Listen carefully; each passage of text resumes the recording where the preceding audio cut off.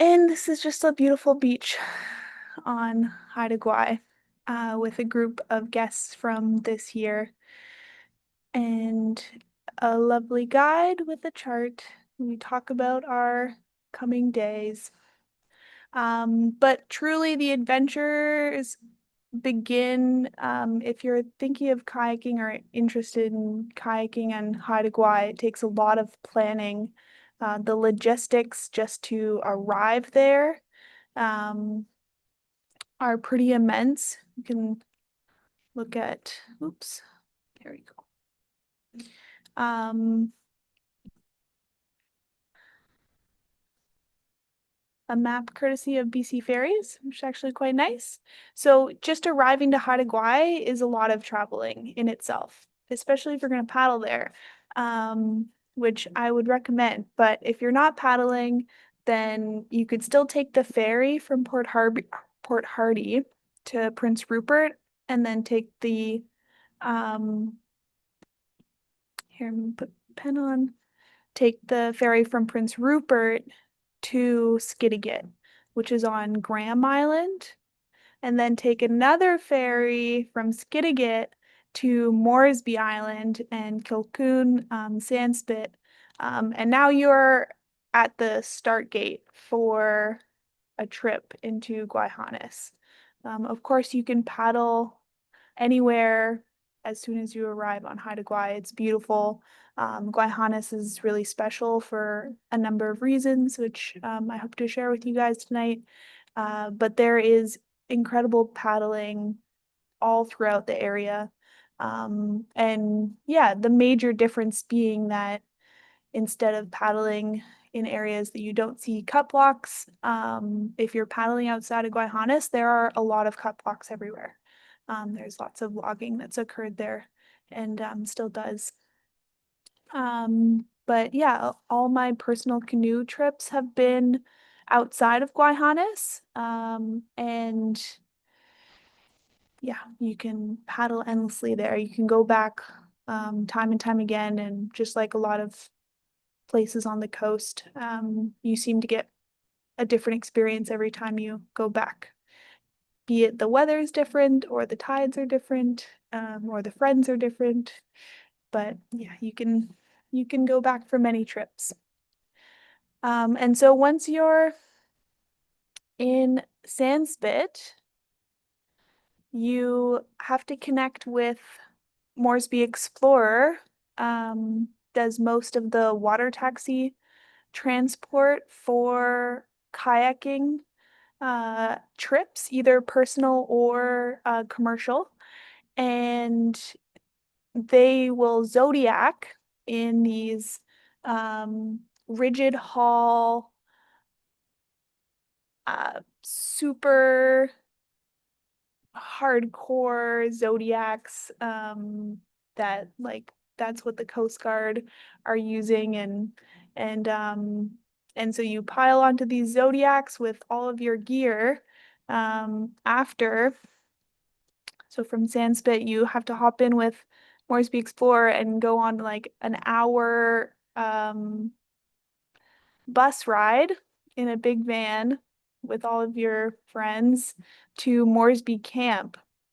So you're driving down a FSR, Forestry Service Road, for about an hour, and then you can arrive at Moresby Camp where you load up in all of these in these zodiacs with all your gear, and they have kayak racks and they're 5 chambers, like indestructible. And you take off from Moresby Camp. And I use this map here just to also kind of show um, the areas that are protected, the areas that are still have forestry uses, um, and the area down here being Gwaii Haanas. Um, just happened to be a helpful map and kind of doubles.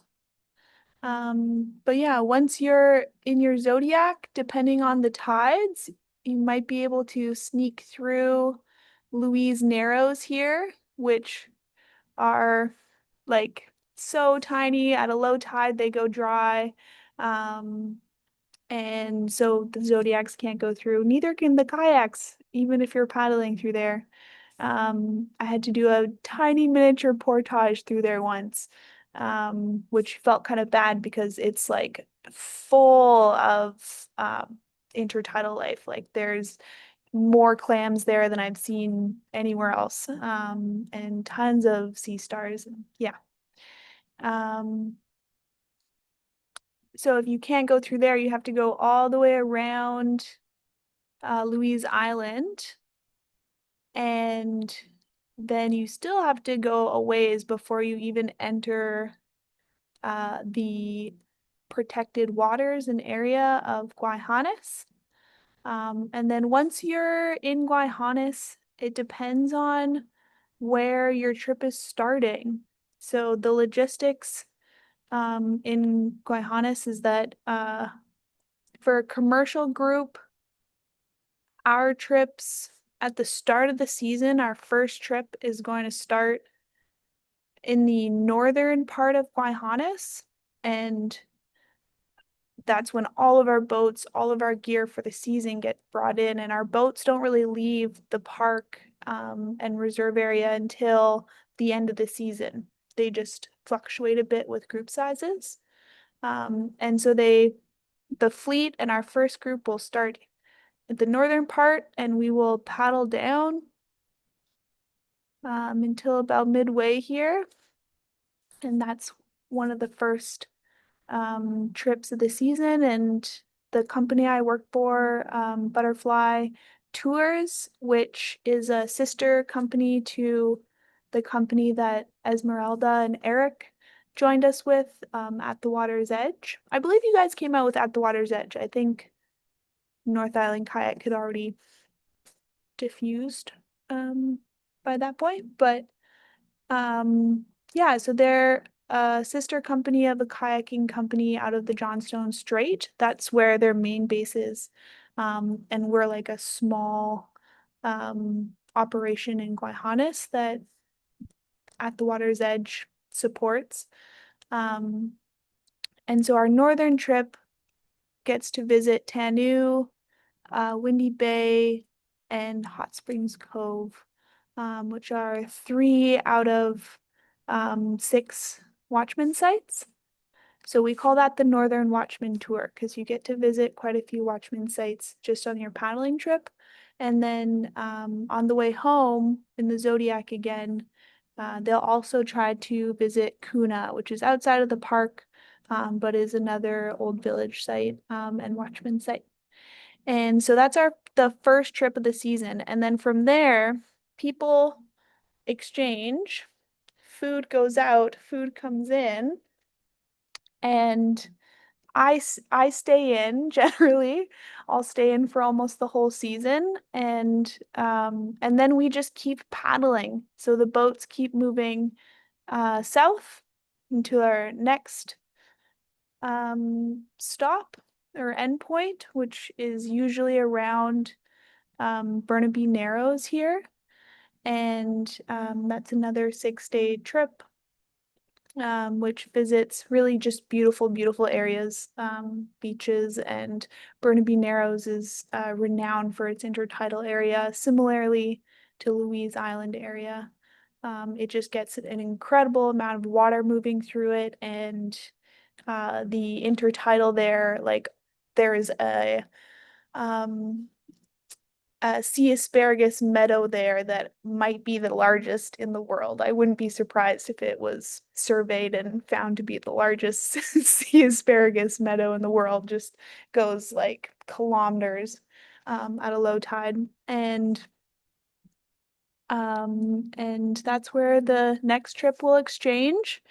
And then from there, we do an 8-day trip all the way down south to this area in Rose Harbor, where we will try to visit Skungwai, which is another Watchman site and is also a UNESCO heritage site. And Skungwai is out on the west coast. So It is a difficult place to get to, but the guides' brains are always working on how we can make it out there, and we'll shuffle kind of for days. We'll be pre-planning to best set ourselves up to visit there, because it's a huge highlight for people, and of course, is an incredible place to get to visit. And even as a guide, spending 30 to 45 days in Gwaii Haanas, I might only go there twice, just because the trips take so long to go all the way south and then go all the way back up. So once we're that far south, then the fleet and myself or another guide team will exchange guests, and we'll keep doing trips all the way back up until we reach the northern part of Gwaii Haanas, and then we might make it down again to the middle area um, before the season's over. So I think that's one of the special pieces about guiding in Gwaii Haanas is that even as a guide, you only get to transit through areas a few times a season. So everything is always really interesting, and you could really spend decades paddling in Gwaii Haanas and guiding in Gwaii Haanas. And you would still be learning so much about like the localized currents and bird migration throughout the year. And yeah, there's just only so much you can see each time you go past an area. And it's probably going to be a different time of year when you go past it at the start of the season than later on in the season. And there's just, yeah, so much to take in there that would take a really long time to really get to know it intimately. So that makes it a really, really incredible place to work and paddle in. The Johnstone Strait is a similar area. I think the whole coast is a similar area, I'm sure. The Johnstone happens to be the area I've guided the most in. Um, Having done about 6 seasons there. Um, it's such a small area though, you do get to really become familiar with it, which as a guide and I think a paddler, I'm sure many of you can relate, like there is something pretty special about being familiar with the water and the landscape that you're paddling in. And having just kind of a sense of like intimateness with it and being able to um, guess at what might be happening around the corner before seeing things, um, and being able to foretell stuff feels pretty good sometimes. And yeah, Gwaii Haanas I paddled with, I don't know if any of you have ever run into Laurel Archer, but she's a renowned paddler and guide and paddling instructor, and she's guided in Gwaii Haanas for 25 years. And I did a trip with her a couple years ago in Gwaii Haanas, and we stayed at places she had only stayed in one other time or not at all. So just the possibility that you could paddle around in that area for 25 years and still have beaches that you've never camped at is pretty neat. But we'll see some photos. So if you do ever make it to Gwaii Haanas, then um, come back there. Then you're met with a lot of birds. Which I'm a huge fan of. And they kind of make Gwaii Haanas and Haida Gwaii unique in terms of areas to paddle on the coast. There's a lot of the species that you um, would be maybe surprised to see around Vancouver Island. There is just an abundance of there. So in this photo, we have a marbled murrelet right at the forefront and a pigeon guillemot. We see lots of pigeon guillemots around Vancouver Island, but we see so many pigeon guillemots in Gwaii Haanas. They're just everywhere. And we also see an incredible amount of rhinoceros auklets, which we see around Vancouver Island as well. And they're a personal fave, so that's always good. And the thing that we don't see a lot of around Vancouver Island are rhinoceros auklets, or sorry, marbled murrelets, and ancient murrelets. And Gwaii Haanas has an abundance of them that most of the world's population are nesting there. And yeah, a big piece of the importance of the areas having been protected there, and huge efforts to maintain protection from rats primarily and raccoons for these nesting colonies is to protect all of these marbled murrelets and ancient murrelets, which yeah, on Vancouver Island, they're a bird that places like the Carmanah Walbran, um, and the War in the Woods in the 90s focused on, is protecting old growth forests for marbled murrelets.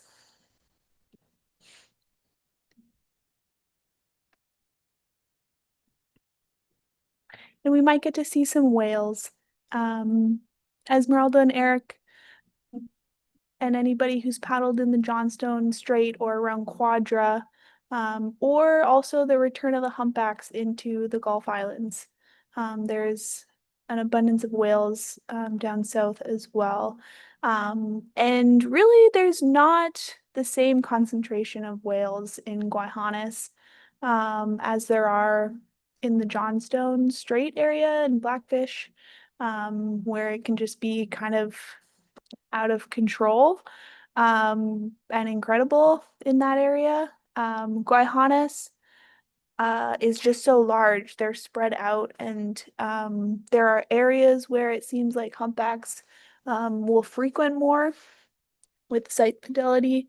You have a better chance of seeing them there, but as paddlers, we're just covering so much more ground on trips in Gwaii Haanas that it's not a frequent experience to have whales just with you for like the whole day wherever you're paddling. So when we do see them, it's always special seeing any marine mammal wildlife, but it does feel extra special in the setting of Gwaii Haanas as well.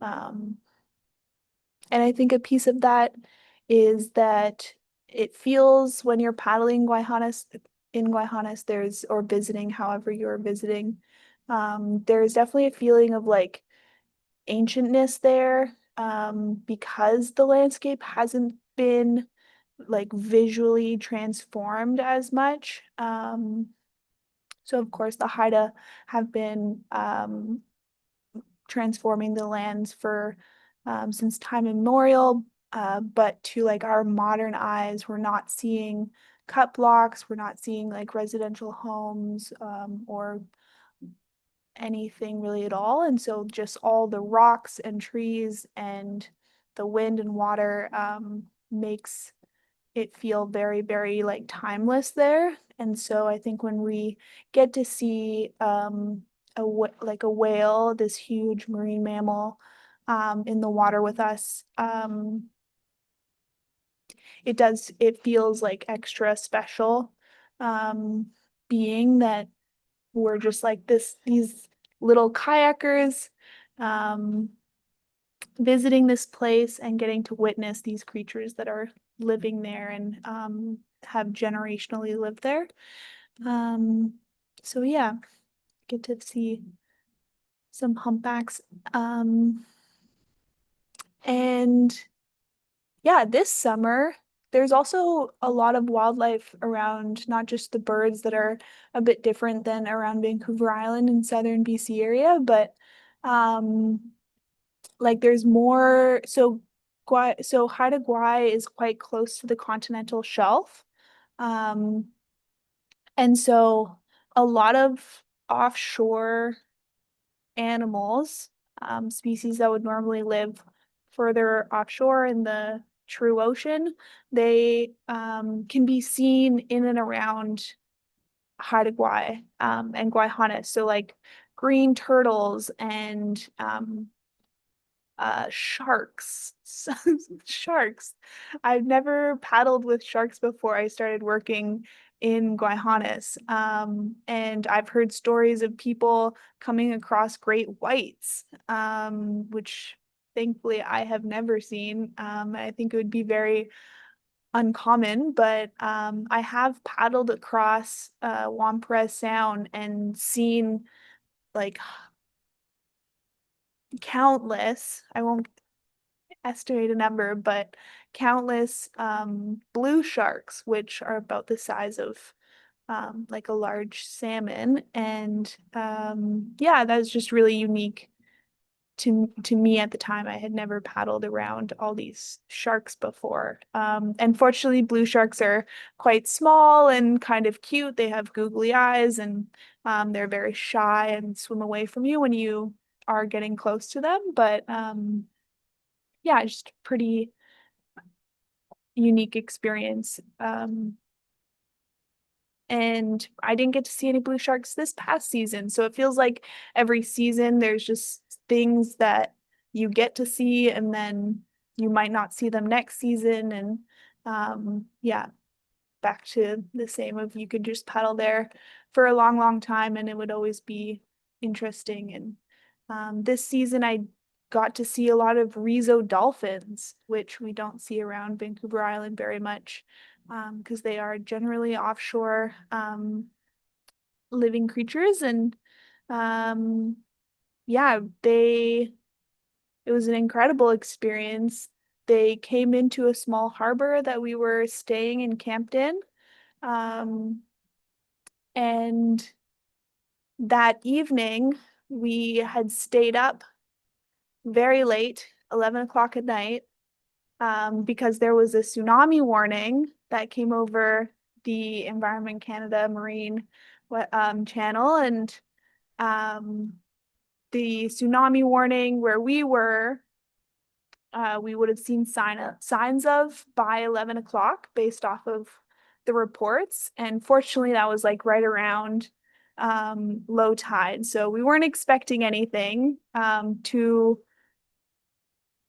unfortunate for us, but we did stay up because the whole group was like, tsunami, we're staying up. So we stayed up late. And at some point, this group of Rizo dolphins came into this harbor that we were in, and we were like, wow, that's incredible. We stayed up a little later and listened to them. It's dark at this point, but we could like listen to them. So yeah, we didn't know they were Rizos yet, but we could hear that there was like some sort of breathing little creature out there. And then when we woke up in the morning, there was this group of Rizo dolphins still in this harbor. And the harbor was quite small, like maybe 5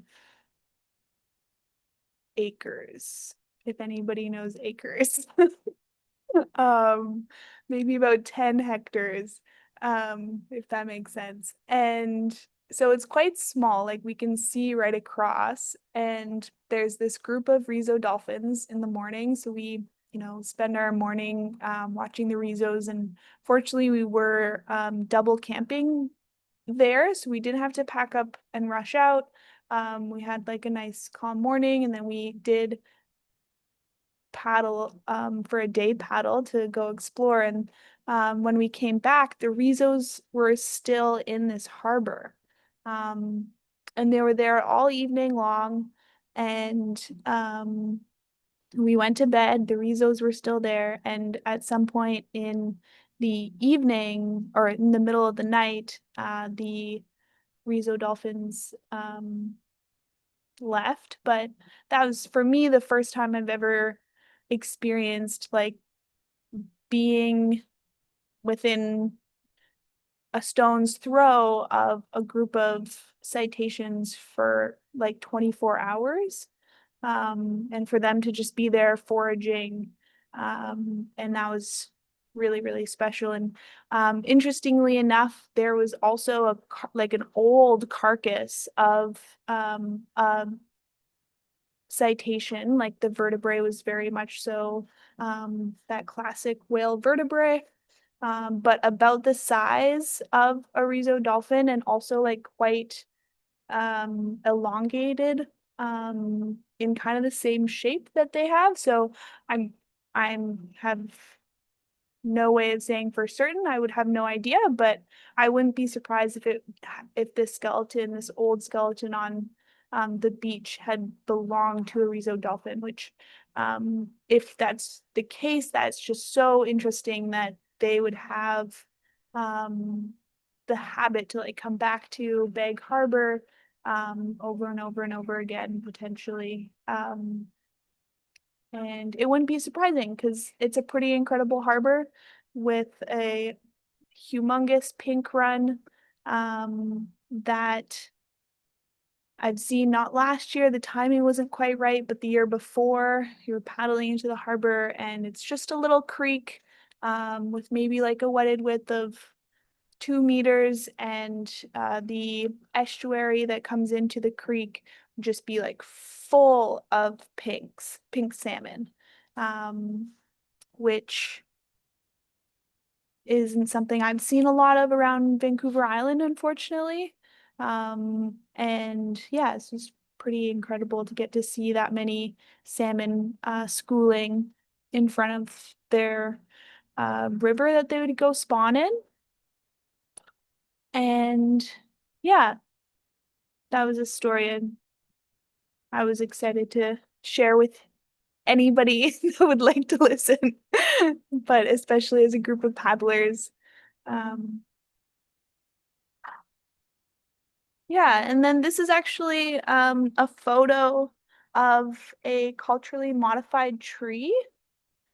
If people are not familiar with culturally modified tree, that can be a number of different species. This happens to be a Western red cedar, and the piece that has been culturally modified is this bare part of the tree that doesn't have any bark on it. And that would have been a cedar strip that was harvested from this tree. And there's actually another sneaky little one back here. And this photo is from Bag Harbor, so the same area that I was just speaking to. And it is in Lanahawa, which is a village that was seasonally used, so it didn't have anybody living there year round. Like some villages did have people living year round in. Skungwai was a year round village.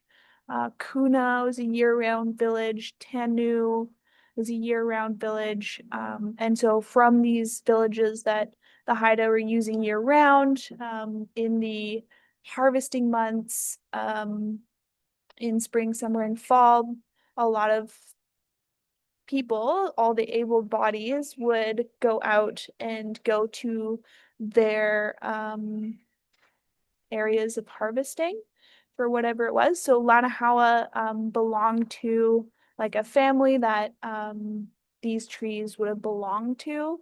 And that was passed down through their family. And there is still a living living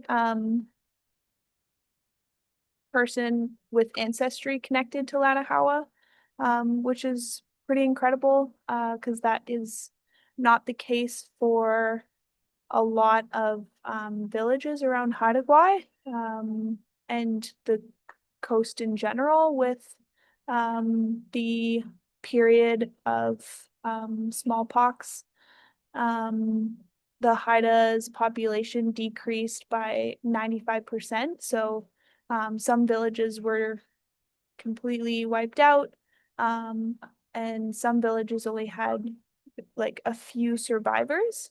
So that somebody is related to the Lanahawa is pretty incredible, and they have visually put that claim there as well with a recent CMT that is in this same grove. So they've harvested bark from this grove. And in this grove, there is a whole bunch of like monumental cedars that are CMTs, which is pretty incredible in itself.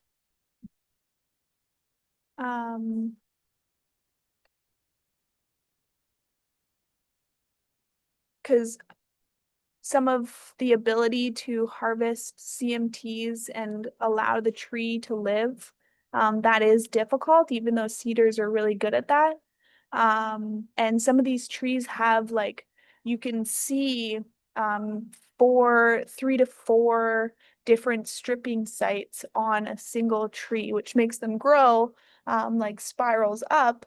But they are still alive and healthy, however old they are. So that's pretty incredible. Um, yeah, that's visiting Lanahawa. I really appreciate getting to visit there every time. Um, and yeah, there's always sand-hilled cranes in Bag Harbor as well. They just really enjoy it there. So that's always a treat to get to see sand-hilled cranes. Um,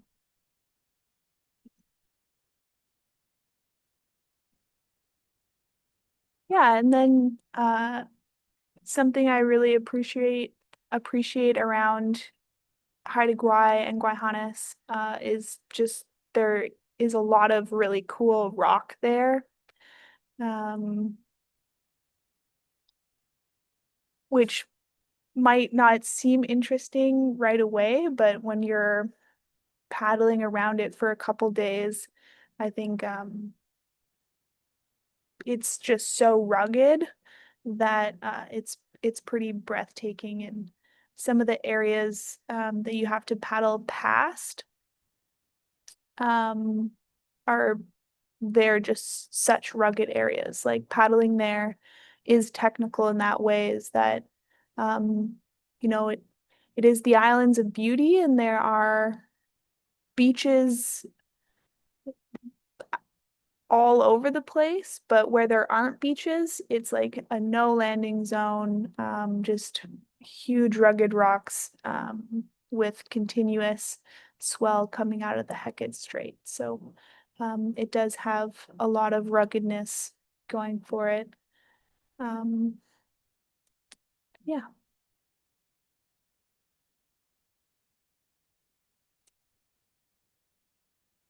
this is One Prez Sound we're looking across. And on the other side of these mountains here, so at this point, on Haida Gwaii, everything's really narrow, and it's kind of just this ridge between, and for the most part, I believe it's called the Cristobal Ridge, the Cristobal um, range, pardon me. Um, and then it's the Pacific Ocean on the other side. So that makes weather pretty interesting there. And then often you'll have just these consistent cap clouds with the orographic lift happening, and you'll just see clouds over top of these mountains like all day long. Um, and yeah, it makes some areas totally unsheltered, even though you're on the East Coast from like the weather on the West Coast, which can blow up on you. But there is a lot of nice sheltered areas as well. It's definitely system dependent on just how the winds come in, and if they're strong enough, they're gonna hop over the ranges or the range. But if they do come in just on the right angle, they might be able to um, just come through one of these inlets that kind of reaches into the mountain range as well. And so, yeah, it's something that we don't have to deal a ton with on Vancouver Island is just so much influence from the West Coast, even though we're on the East Coast paddling. Um,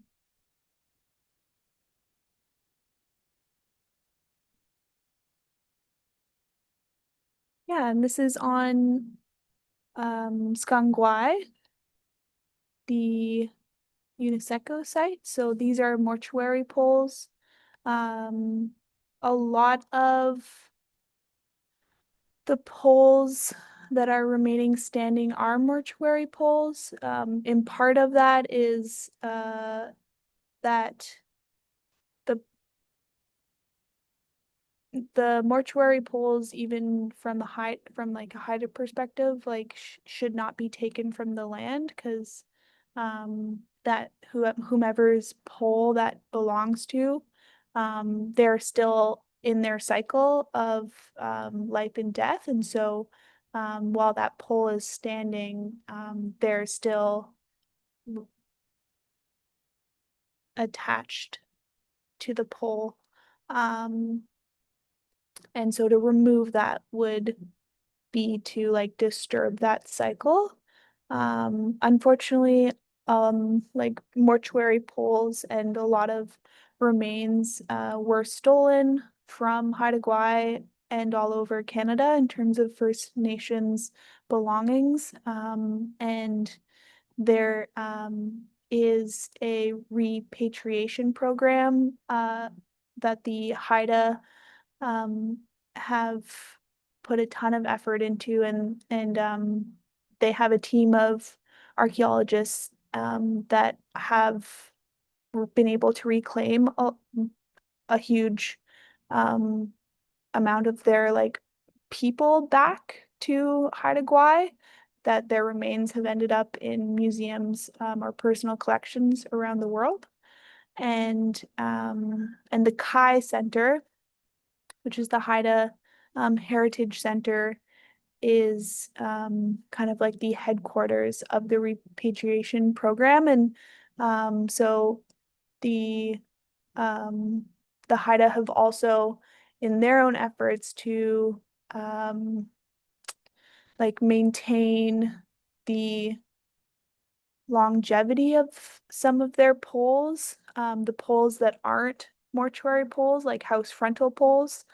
They have brought some house frontal poles to the Kai Center. And that was a program that Bill Reed and UMBC worked on. Um, and so some poles the Haida have removed, but quite a few poles were stolen from Haida Gwaii. And that's how the Watchman program did originate.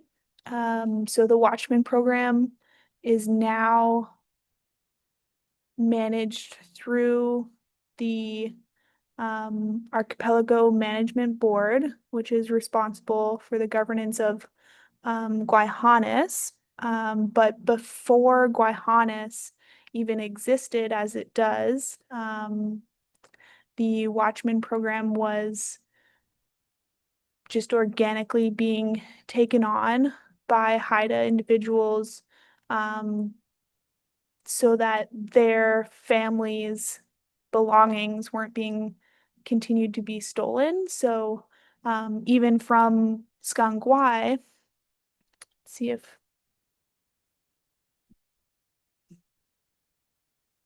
I don't think it's either of these mortuary poles, but um, even from Skangwai, while these individual watchmen's were there, they watched people climbing on these mortuary poles, like recreationalists climbing on the mortuary poles and chiseling out like shapes from it.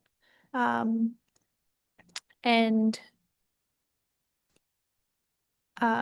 so the importance of having people out there to make sure people aren't disturbing and stealing these timeless pieces is obviously very important. And so now the Watchman program is funded. It's not just volunteer based, and they have Watchman sites at each of or Watchman cabins at each of these sites, and they're staffed year round.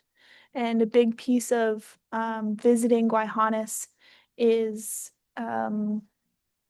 kind of the understanding of the watchmen are there to protect the sites. And we have to ask permission to visit there. So you can't just arrive at a site. You have to radio ahead and organize you visiting there. If the timing doesn't work for them, then you're just out of luck. And if the timing does work, then it's a huge privilege to get to visit there. And if they have time, which they often do, which is incredibly generous, they'll give you a tour of the site that they're at, which is incredibly enriching because you could walk through a site and like Tanu, which was one of the largest village sites at their at the Haida's like peak of population pre-contact. The village site that remains there, there aren't poles standing necessarily, but there are a lot of house pits still there. And so for like somebody like me, and I think probably most people, when you walk through without a guide, you're not necessarily seeing the story that's been carved into the ground. And there was a ginormous village there that once you see a house pit and it's pointed out to you, you know, it looks a lot like just terraced moss um, with old logs that you don't necessarily see the jointry in if you don't know. And so if you're walking through without a guide, it might not seem very impressive, but as soon as a watchman is there to share with you like that this house belonged to so and so, and this house's name is such and such, and they're related to so and so, and there's just so much story that comes with it, and yeah, it's an incredible experience for sure.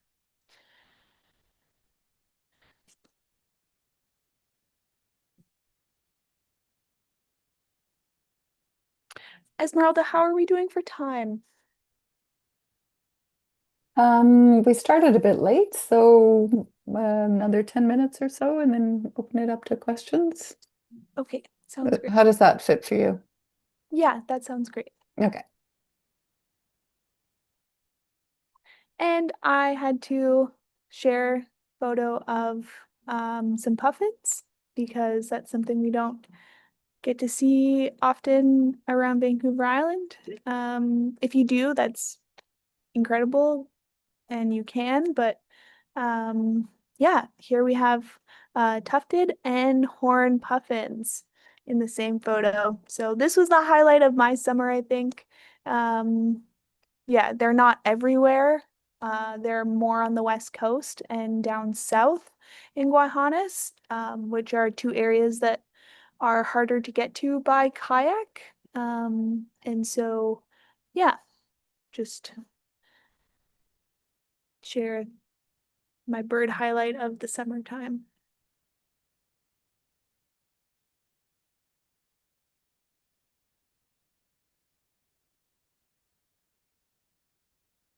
This is a sunset from Windy Bay. So I did want to talk to you guys about Athlete Gwaii, and Athlete Gwaii is the name of the blockade that that spearheaded the formation of Gwaii Haanas. So the blockade itself started in 85, and there was a number of arrests. And the front line of it was at this beach right here. So I'm looking away from the beach out into Windy Bay, and that's on Lyle Island. So Western Forestry Products at the time, they were moving to log further south and south and south down Gwaii Haanas. And this was where the Haida took the stand to be like, you cannot log anymore south. These areas are incredibly important to us, and we're worried about them. And that's the beginning. Well, it wasn't necessarily the first conversation that had come up between the Haida and the and BC and Canada, but it was maybe the most provoking conversation for them. And so that is compiled into a really amazing book that I recommend called Athlete Gwaii, Upholding Haida Law at Lyle Island. And I really recommend this book. If you are able to take the time, it's a beautiful book that has so much information about it or in it, just about like Haida history in general, and it's displayed in a way that is like very approachable. It's got beautiful photos in it. It's got personal stories in it.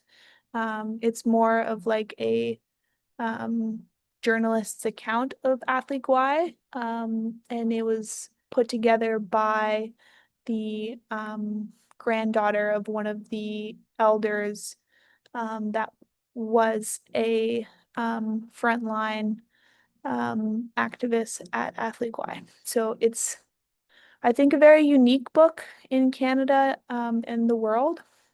Athlete Gwaii, it is the story of Lyle Island and tells the story of the formation of Gwaii Haanas and also the kind of history of not just Gwaii Haanas, but the lands and title legality between the Haida and Canada. Um, yeah, I really recommend this book. It's a it I'd say it's a must read. Which does bring us, so that's the Blinking House. And that is also in Windy Bay, which is also where the memorial pole is that was erected in 2013. That was commissioned by Parks Canada and carved by Gujas, who's a famous carver and hereditary chief's sons. And yeah, that pole is standing in Windy Bay, and so is the Blinking House. So this house was built during Athlete Gwaii, and was like the front line for Athlete Gwaii and where people were able to stay. Um, yeah, and it's very beautiful and still standing. I don't know if we're gonna get to that. That's okay. But I did want to share the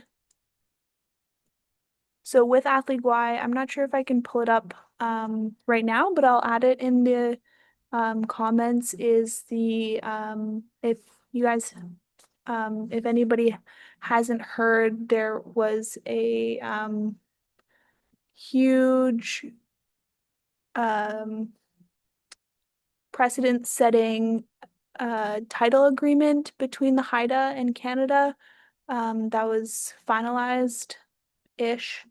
It has room to grow in it, in the wording, which is really neat. The rising tide lands agreement between the Haida and Canada. And that is a really interesting tidal agreement in Canada that is also pretty current and recent. And yeah, I recommend reading through that. It's worded quite approachable. So if you're somebody like me and um, maybe can't read legal jargon, then you can still read the lands and title agreement, which is really great.